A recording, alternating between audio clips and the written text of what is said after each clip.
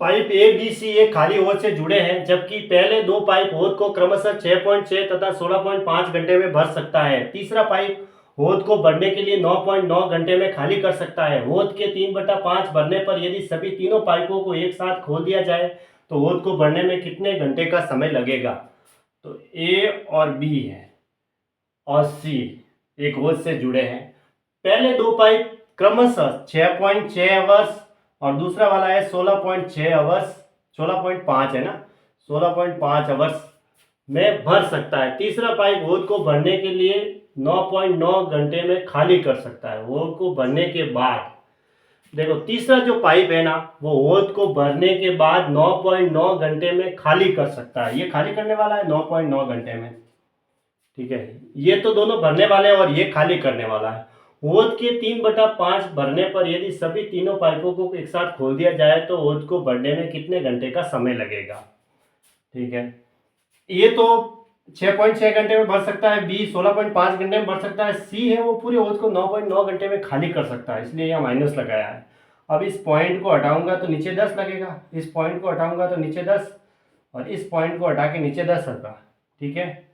अब देखो, इसमें मुझे 11 गुणा 6 दिख रहा है और इसमें 11 गुणा 15 कर सकता हूँ मैं और इसको 11 गुणा 9 कर सकता हूँ मैं, ठीक है। अब इनकी मुझे समता, टोटल समता कितनी लेनी होगी? 11 तो गुणा में आएगा ही आएगा क्योंकि सबके अंदर है। फिर इधर है 9, 15 और 6, ठीक है, 9, 15 और 6। तो 15 सबसे बड़ा है तो 15 की टेबल बोलते हैं जिसमें सबका भाग जाना चाहिए। हाँ, ठीक है, 90 आ जाएगा, 90 के अंदर सबका भाग चला जाएगा, ठीक है। 15 सबसे बड़ा था, 15 की टेबल बोली तो 90 आ रहा है, जिसमें 6 का भी भाग चला जाएगा, 15 का भी चला जाएगा और 9 का भी चला जाएगा। 11 गुणा 6 और नीचे क्या है? 10 है, इसका भाग इसमें देंगे, किसमें? 11 गुणा 90 में मैं अगर 11 गुणा 6/10 का भाग दूंगा तो 11 से 11 कटेगा और 6 से काटूंगा तो 6 एकम 6, 5 अंक 30 और ये 10 ऊपर चला जाएगा तो कितना मिलेगा मुझे? 150, ठीक है, क्योंकि नीचे 10 है। फिर 11 गुणा 15 का भाग दूंगा तो 11 से 11 कटेगा और नीचे 10 भी है, तो 15 का भाग देंगे तो इसमें 6 बार गया, 6 गुणा 10 करेंगे तो 60 हो जाएगा। उसी तरह सी के लिए 11 से 11 और ये 10 हो जाएगा, 10 का 10 से गुणा होगा तो कितना हो जाएगा? 100, ये माइनस में। ऐसे कैसे भाग देंगे? देखो, 11 गुणा 90 है, उसके अंदर भाग देना है हमें 11 गुणा 9/10, तो 11 से 11 कटा, ये 10 बार गया और ये उल्टा हो जाएगा तो 10 गुणा 10 100 हो जाएगा, ऐसे। अब हमें कह रहा है कि 3/5 को तो इसने भर दिया।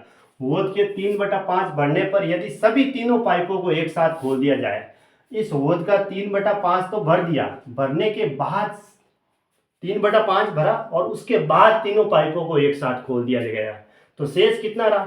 शेष 11 गुणा 90 का, देखो शेष 3/5 है तो नीचे तो 5 ही लिखा जाएगा और 5 में से 3 गया, ऊपर 2 लिखा जाएगा, ये शेष रहा। इस शेष भाग के लिए तीनों को खोल दिया जाए तो होद को भरने में कितना समय लगेगा? तीनों को खोल रहे हैं तो a प्लस बी होगा, यानी कि 150 और 60, 150 प्लस 60 और माइनस 100, क्योंकि ये पानी खाली करेगा, इन दोनों की एफिशिएंसी तो जुड़ जाएगी और इसकी एफिशिएंसी माइनस होगी।